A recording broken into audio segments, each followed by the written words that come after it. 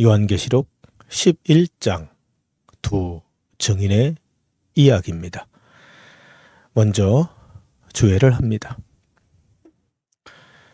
6번째와 7번째 나팔 사이에 일어난 이야기 한 장면입니다. 사도 요한은 하나님의 성전, 제단 그리고 성전에서 경배하는 사람들을 정량하라는 지시를 받았습니다. 그러나 이방인을 위한 장소인 성전 앞마당을 측량하지 말라는 말씀을 듣게 됩니다. 이 거룩한 성은 42개월 3년 반 동안 이방인에 의해 짓밟힐 것입니다. 계시록을 과거적으로 보는 사람들은 이것이 AD 70년에 일어난 예루살렘 파괴를 의미한다고 해석합니다.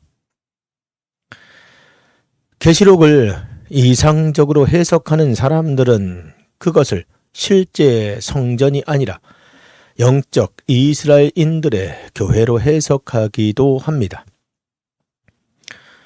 어떤 미래적 해석자들은 새 성전이 실제로 세워져서 7년대 환란에 3년 반 동안 계속될 것이라고 해석하기도 합니다. 이것은 성전 안에서 경배하는 사람들과 밖에 있는 이방인들을 구별하는 것으로도 보입니다. 교회가 환란이 시작할 때 믿음의 사람들은 들림받을 것이라고 믿는 미래적 해석자들은 그 경배자들이 신실한 유대인들 또는 대환란 기간에 그리스도를 영접한 모든 사람이라고 해석합니다. 거룩한 성이 적그리스도의 사람들에게 3년 반 짓밟히는 동안 두 증인이 굵은 배 옷을 입고 예언합니다. 그들은 두 감람나무와 두 촛대입니다. 이것은 스가랴서 4장 11절로 14절 말씀을 인용하였습니다. 즉, 촛대는 하나님의 성전을 이야기하며 감람나무는 성령을 의미하며 메시아 가문에 수룹바벨이 오랫동안 폐허로 놓여 있었던 하나님의 성전을 성령을 통해 완성할 것이라고 설명하고 있는 듯 보입니다. 두 증인은 누구입니까? 어떤 사람들은 그때 당시 로마시에서 순교하신 바울과 베드로라고 보기도 합니다. 다른 사람들은 그들을 기독교의 모든 세대를 통해 그리스도를 증거하는 진정한 교회로 보기도 합니다. 어떤 미래적 해석자들은 적그리스도의 날에 이 땅으로 돌아와 실제로 초자연적인 능력으로 증거하는 사람들이라고 말하기도 합니다. 이 증인들에 대해 많은 추측들이 있습니다. 가장 공통적인 이론은 그들이 엘리야와 에녹이거나 아니면 엘리야와 모세라고도 합니다. 말라기 3장 1절과 4장 5절에서 엘리야가 여호와의 크고 두려운 날이 이르기 전에 보냄을 받을 것이라고 구체적으로 설명을 합니다. 어떤 의미로는 이것이 세례 요한에게 성취되었지만 미래에서는 다른 방식으로 성취될 수 있습니다. 엘리야가 육체적으로 죽지 않고 불수레를 타고 승천하였습니다. 엘리야는 이스라엘의 선지자 중에 한 사람입니다. 많은 사람들은 엘리야와 함께 모세가 또 하나의 증인이라고 믿고 있습니다. 사도 요한은 변화산에서 예수님이 변화하신 동안에 모세와 엘리야가 함께 나타났으며 예수님께서 무덤에 계실 때에 그 무덤을 하나님께서 지키시고 보호하신 것을 볼 수 있습니다. 에녹은 엘리야와 같이 죽지 않고 하나님의 나라로 갔습니다. 죽지 않고 하나님의 말씀을 증거하다가 하나님의 나라로 갔기 때문에 두 증인일 것이라 말하는 사람들이 있습니다. 두 증인의 신원이 현재는 알 수 없지만 때가 되면 알 수 있을 것입니다. 중요한 것은 하나님의 증인들, 즉 세상의 가장 무서운 역사의 시간까지 하나님 아버지의 대신하여 말하는 선지자들을 두 증인으로 보내주실 것입니다. 하나님은 증인들이 3년 반 예언하는 동안 그들을 보호하실 것입니다. 그들을 미워하고 그들의 경고하는 메시지를 거부하는 사람들이 많을 것입니다. 그들을 해하려고 하는 사람들은 그들의 입에서 나오는 불로 소멸될 것입니다. 그들은 가뭄이 있게 하고 물을 피로 만들고 재앙을 내리는 능력이 있을 것입니다. 3년 반이 지나고 무정에게서 나온 짐승이 그리스도가 십자가에 못 박히신 바로 그 도시에서 그들을 공격하고 죽일 것입니다. 여기에서 처음으로 짐승들을 언급하고 있습니다. 이 짐승들은 악마적 존재들입니다. 그들의 시체는 3년 반 동안 길거리에 방치될 것입니다. 백성들과 족속과 방언과 나라 중에서 사람들이 그 시체를 사흘 반 동안 무덤에 장사하지 못하게 할 것입니다. 오늘날 엄청나게 발전한 인터넷은 두 증인의 죽음을 순식간에 온 세상으로 퍼져 나가게 할 것입니다. 사람들은 그들의 죽음을 기뻐하며 축하할 것입니다. 예수 그리스도가 무덤에서 3일 반 동안 계신 것을 성경에 기록되어 있습니다. 그리고 부활하신 것 같이 하나님께서는 두 증인에게 생기를 넣어 주십니다. 그들이 살아난 후 온 세상이 보는 가운데 하나님의 부름을 받아 구름을 뚫고 승천할 것입니다. 그들이 승천한 후 7,000명이 죽은 강력한 지진이 일어날 것입니다. 이것이 6번째 나팔과 둘째 화의 끝이 될 것입니다. 그러나 3번째 화가 이제 막 시작하려고 합니다. 이제 끝이 오고 있습니다. 긴 기다림의 싸움은 끝날 것입니다. 심판의 날은 지나갈 것입니다. 모든 것은 영광스러운 마무리가 기다리고 있습니다. 어떤 사람들은 요한계시록의 나머지 부분이 앞부분의 연속이라고 해석하는 사람들도 있습니다. 12장부터 19장 15절까지 이어지는 이야기들이 지나간 6장부터 11장까지의 이 이야기들과 비슷한 점이 많은 것으로 보아 다른 면에서 다시 서술을 진행하도록 되돌아가는 것으로도 볼 수 있기 때문입니다. 다시 설명한다면 요한계시록 6장 11장까지의 내용은 요한계시록 12장부터 19장 15절까지의 내용과 병행하거나 동시에 일어나는 것으로 볼 수 있습니다. 11장에서 사도 요한이 본 예배는 19장에서 재림하신 왕에게 돌리는 예배와 같다고 볼 수 있기 때문입니다. 성경을 읽고 설명하겠습니다. 요한계시록 11장 1절로 2절 말씀에 또 내게 지팡이 같은 갈대를 주며 말하기를 일어나 하나님의 성전과 제단과 그 안에서 경배하는 자들을 측량하되 성전 바깥 마당에 측량하지 말고 그냥 두라. 그것은 이방인에게 주었은즉 그들이 거룩한 성을 42달 동안 짓밟으리라. 하나님께서는 사도 요한에게 측량할 수 있는 것을 주시고 성전과 제단을 측량하라고 말씀하십니다.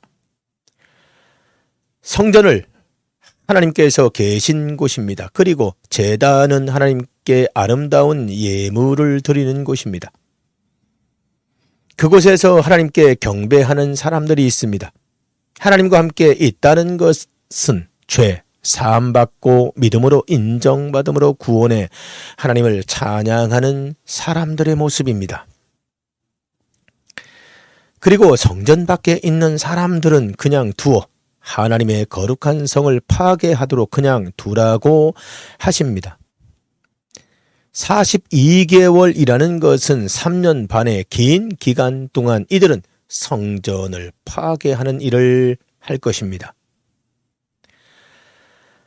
믿음의 성전과 제단에 대해서 설명합니다. 성전과 제단이라는 것은 비유적으로 보면 성전은 구원받은 사람들의 몸으로 표현할 수 있을 것입니다. 그리고 제단은 믿음의 사람들이 행위로 하나님께 영광 돌리는 찬양으로 설명할 수 있을 것입니다. 하나님께서는 구원받은 사람들의 숫자를 세어보라는 것으로 해석할 수 있을 것입니다.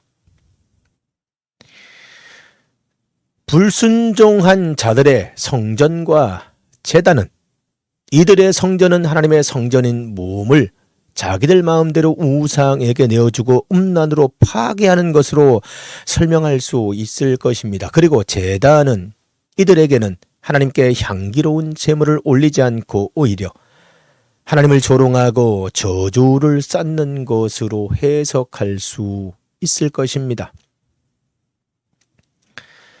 계시록 11장 3절로 4절 말씀, 두 증인이 1260일 동안 예언에 대한 말씀입니다.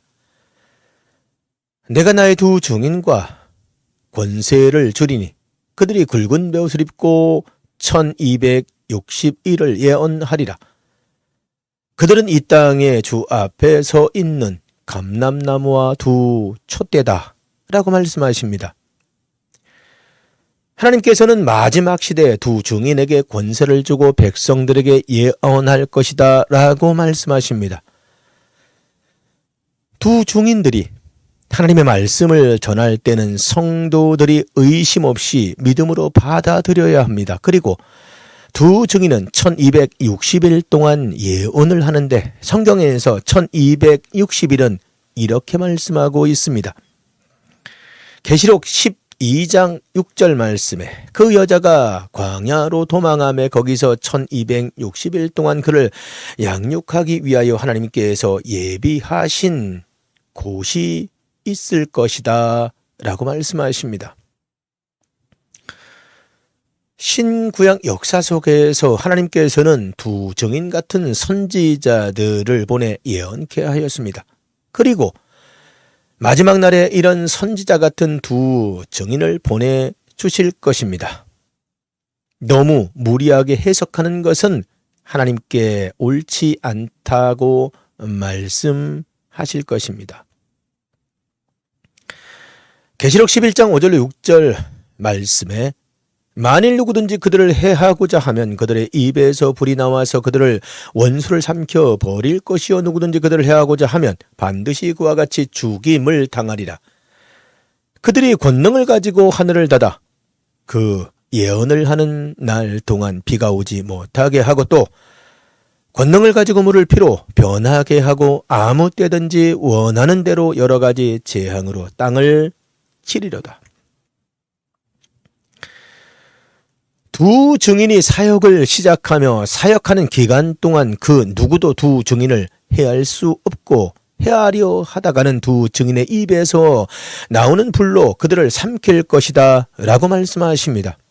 두 증인은 하나님의 권세로 하늘의 문을 닫아 비를 오지 못하게 할 수 있다라고 말씀하십니다. 그리고 물을 피로 만들 것이다 라고도 말씀하십니다. 성경에서 이런 능력을 발휘하신 분은 엘리야와 모세일 것입니다. 비를 멈춘 엘리야나 엘리사, 나일강을 피로 변하게 하신 모세라 말할 수 있을 것입니다. 그러나 이들은 지나간 선지자들이고 마지막 시대의 모세와 엘리야 같은 두 증인을 보내 예언할 것이다 라고 하나님께서는 말씀하고 있습니다. 11장 9절로 7절 말씀에 짐승에게 죽임을 당한 두 증인, 그들이 그 증언을 마칠 때에 무적행으로부터 올라오는 짐승이 그들과 더불어 전쟁을 일으켜 그들을 이기고 그들을 죽일 터인즉 그들의 시체가 큰 성 길에 있으리니 그 성은 영적으로 하면 소돔이라고도 하고 애굽이라고도 하니 곧 그들의 주께서 십자가에 못 박히신 곳이라. 백성들과 족속과 방언과 나라 중에서 사람들이 그 시체를 사흘 반 동안을 보며 무덤에 장사하지 못하게 하신다라고 말씀하고 있습니다. 1260일 동안 두 증인은 하나님의 사명을 감당하고 난 후 하나님께서는 무적행에 결박된 사탄을 풀어주는데 두 증인의 세력들과 무적에게서 올라오는 사탄의 세력들과 전쟁을 하는데 이때 두 증인은 죽임을 당하게 될 것이다 라고 말씀하십니다. 죽임을 당한 두 증인은 시체는 아무도 장사 지내지 못하게 하고 3일 반 동안 그대로 방치될 것이다 라고 말씀하십니다. 영적으로 보면 그들은 죽임을 당한 곳은 소돔이요 애굽이다라고 말씀하십니다. 두 증인은 그곳에서 죽임을 당하였다라고 하는데 마지막 날에 소돔처럼 애굽처럼 믿음이 없어지고 불신만 넘치는 날이 올 것이다 라고 말씀하고 있습니다. 요한계시록 11장 10절 말씀에 이 두 선지자가 땅에 사는 자들을 괴롭게 한 고로 땅에 사는 자들이 그들의 죽음을 즐거워하고 기뻐하며 서로 예물을 보내리라 하더라. 3일 반 후에 하나님께로부터 생기가 그들 속에 들어가매 그들이 발로 일어서니 구경하는 자들이 크게 두려워하더라. 하늘로부터 큰 음성이 있어 이리로 올라오라 함을 그들이 듣고 구름을 타고 하늘로 올라가니 그들의 원수들도 구경하더라. 두 증인은 땅에 사는 사람들을 괴롭게 했다고 표현하는데 이것은 구약시대 북이스라엘과 유다 사람들이 하나님의 말씀을 전하면 그들은 자신들을 괴롭게 하지 말라고 했던 것처럼 마지막 날에도 백성들은 죄에 빠져 헤매이다가 하나님의 말씀을 듣지 못하고 죽을 것이다 라고 말씀하고 있습니다. 두 증인은 3일 반이 지나 예수께서 살아나신 것처럼 두 증인도 살아나고 예수 그리스도가 구름 속으로 올라가신 것처럼 두 증인도 그렇게 구름 속으로 올라 하늘로 갔습니다.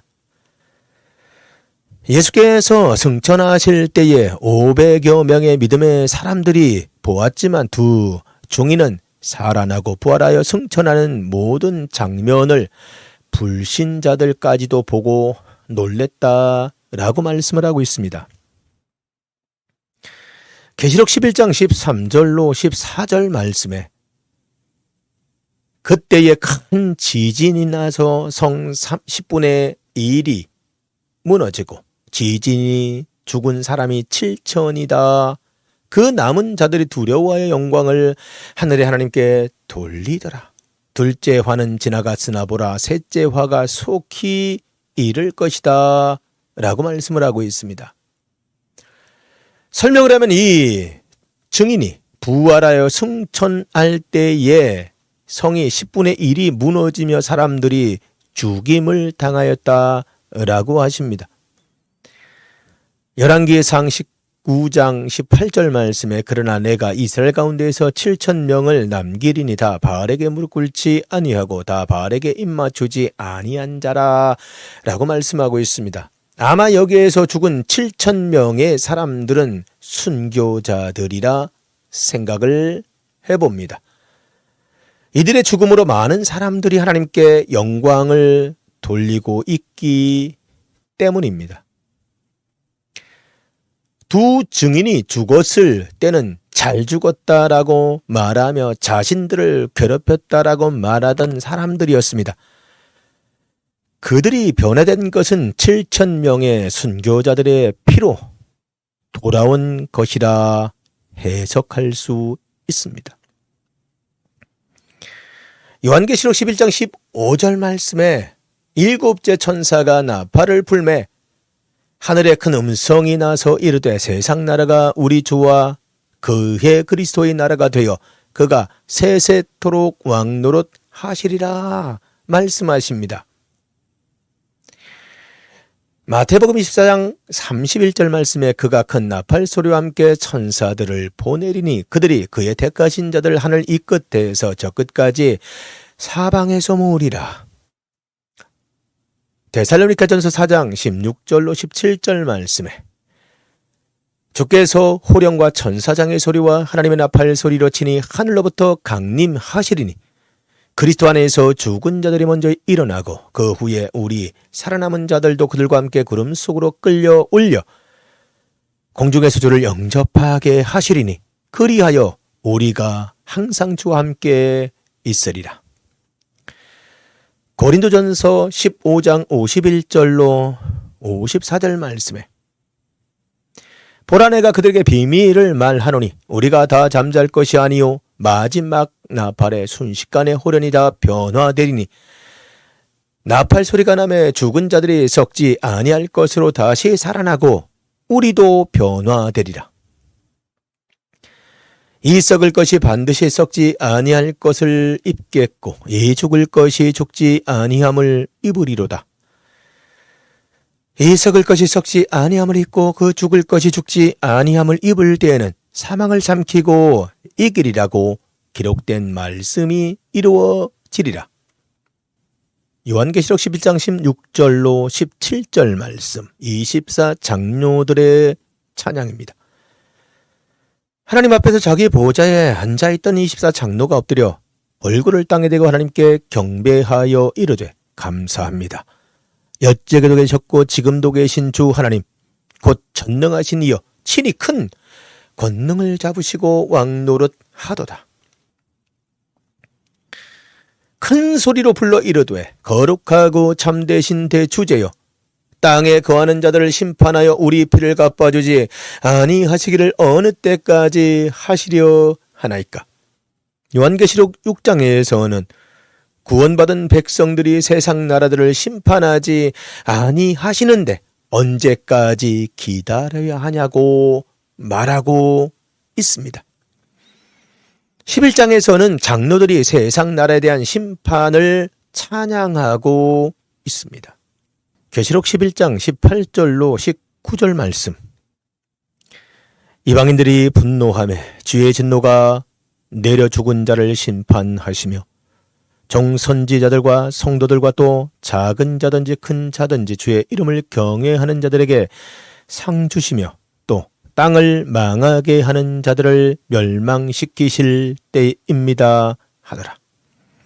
이에 하늘에 있는 하나님의 성전이 열리니 성전 안에 하나님의 언약궤가 보이며 또 번개와 음성과 우레와 지진이 큰 우박이 있더라. 하나님의 백성들은 하나님의 나라에서 기쁨의 찬송을 드리며 상급을 받는 일들이 준비되어 있습니다. 그러나 땅에서는 이제까지 하나님의 말씀을 불신하며 믿지 않던 사람들이 고통을 당하며 심판이 일어날 것입니다. 하나님의 나라에서 하나님의 성전이 열립니다.